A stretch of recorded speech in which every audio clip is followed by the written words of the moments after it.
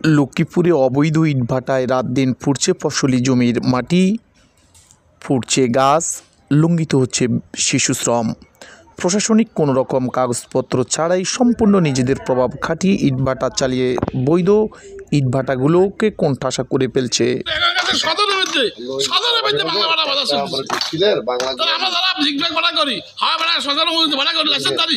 আমাদের কি প্রবলেম? আমরা তো দেউলিয়া যেতে আসি, আমরা তো ব্যবসায়ী এখন দেউলিয়া যাবো, আমরা এখন আগুন দিতে পারি নাই, কারণ আর ওরা লাখি দিয়ে করে, আর আমরা কত বসে বসে কথা লাখির দাম কত, যেখানে সরকার নিষিদ্ধ সব কিছু প্রশাসনের মধ্যে নাকি ঢোকার উপরে।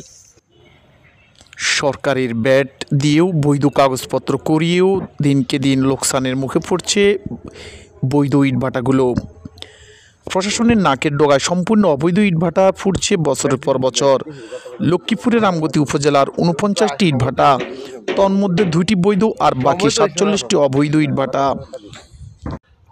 বাংলাদেশে কোথাও কোনো অবৈধ ভাড়া তুলতে পারবে না, বিশেষ করে বাংলা ভাড়া প্লাস 120% যারা আছে, এদের তো কোনো লাইসেন্স নেই, যে এক্সাক্ট ভাড়া এগুলো লাইসেন্স আছে, বিশেষ করে পরিবেশের লাইসেন্স, ডিসি সাহেবের লাইসেন্স থাকলে এগুলো তুলতে হবে।